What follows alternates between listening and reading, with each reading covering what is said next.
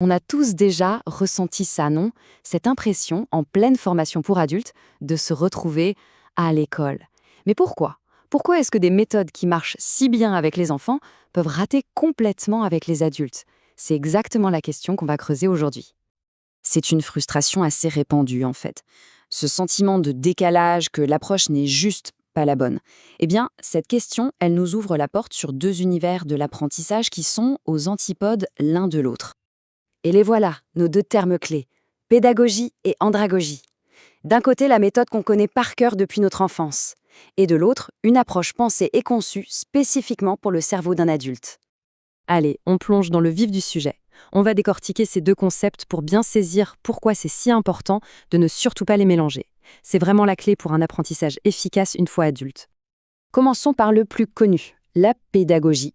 Ça vient du grec paidos qui veut dire enfant.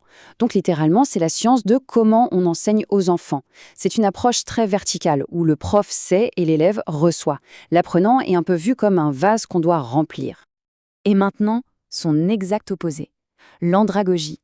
Là, on part de andros, le mot grec pour homme, adulte. Attention, ce n'est pas juste de la pédagogie pour les grands. Non, non, c'est une science complètement à part.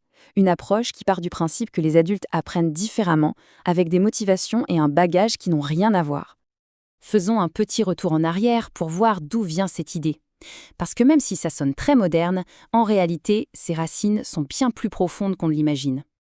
L'histoire est assez fascinante. Le mot apparaît pour la première fois en 1833, avec un éducateur allemand, Alexander Kapp.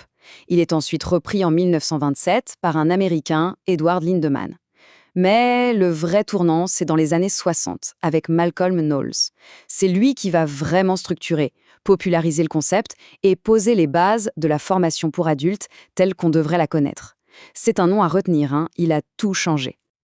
On arrive maintenant au cœur du réacteur, les principes concrets, les règles du jeu établies par Knowles. Ce sont vraiment les piliers de l'andragogie. Retenez bien ce chiffre 6. Il y a 6 principes fondamentaux qui, une fois qu'on les a compris, changent radicalement la façon de voir la formation pour adultes. Voilà le programme.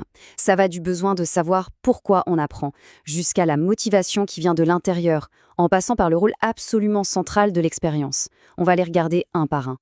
Le premier principe est la base de tout. Un adulte a un besoin viscéral de comprendre le pourquoi. La question « Ok, mais ça va me servir à quoi, concrètement ?» est omniprésente. S'il n'y a pas de réponse claire à ça, l'engagement est quasiment nul. La mission numéro 1 d'un formateur, c'est donc de donner du sens. Deuxièmement, l'expérience. Un adulte, ce n'est pas une page blanche, loin de là. Il arrive avec des années, des décennies même, d'expérience, de réussite, d'échecs. L'andragogie considère ça non pas comme un fardeau, mais comme un véritable trésor. Le but du jeu, c'est de construire des ponts entre les nouvelles informations et ce vécu. Troisième principe, l'investissement personnel. Fini le temps où l'apprenant était passif. Un adulte a besoin de se sentir aux commandes, de participer aux décisions sur ce qu'il apprend et comment il l'apprend. L'autonomie ici, ce n'est pas un luxe, c'est une condition sine qua non pour que ça marche. Quatrième point, le pragmatisme. Un adulte apprend pour résoudre un problème, ici et maintenant. Il veut du concret, de l'utile, de l'applicable immédiatement dans son travail ou sa vie perso. La théorie pour la théorie, ça ne l'intéresse que très peu. L'important, c'est l'application. Ce qui nous amène logiquement au cinquième point. Comment on apprend ? Eh bien, les adultes apprennent surtout en faisant. Les études de cas, les simulations, les mises en situation. Tout ce qui est actif est beaucoup plus efficace que d'écouter passivement un cours magistral. On passe de l'écoute à l'action. Et enfin, le sixième principe, la motivation. Alors là, c'est crucial. Il faut bien distinguer ce qui vient de l'extérieur, une prime, une promotion, de ce qui vient de l'intérieur. Bien sûr, les récompenses externes jouent un rôle. Mais la motivation la plus forte, la plus durable chez un adulte, c'est celle qui vient de lui. Le plaisir de maîtriser quelque chose, la fierté, le sentiment d'être plus autonome, c'est ça le vrai carburant.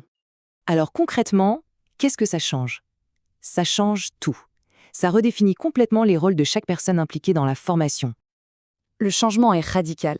D'un côté, la pédagogie, avec un apprenant plutôt dépendant et un formateur qui dirige. De l'autre, l'andragogie, où tout devient une collaboration. L'apprenant devient l'acteur principal de sa formation et le formateur devient un facilitateur, un guide. Il n'impose pas, il accompagne. Pour conclure, On voit bien que d'adopter ces principes, ce n'est pas juste un petit ajustement de méthode. C'est carrément une réinvention de ce que veut dire apprendre à l'âge adulte. Et les résultats sont là. On passe du contrôle à l'accompagnement. On ne développe pas seulement des compétences techniques, mais aussi l'autonomie, l'esprit critique, la curiosité. C'est une approche qui valorise la personne dans son ensemble, avec son intelligence et ses émotions. On termine sur cette citation qui est très forte, je trouve. Elle nous rappelle que l'andragogie, c'est bien plus qu'une boîte à outils. C'est une philosophie, une manière de voir l'éducation qui mène à l'épanouissement, simplement parce qu'elle respecte qui est l'apprenant adulte. Au fond, la question n'est plus de savoir si on peut enseigner un adulte comme à un enfant, mais plutôt pourquoi on s'obstinerait à le faire.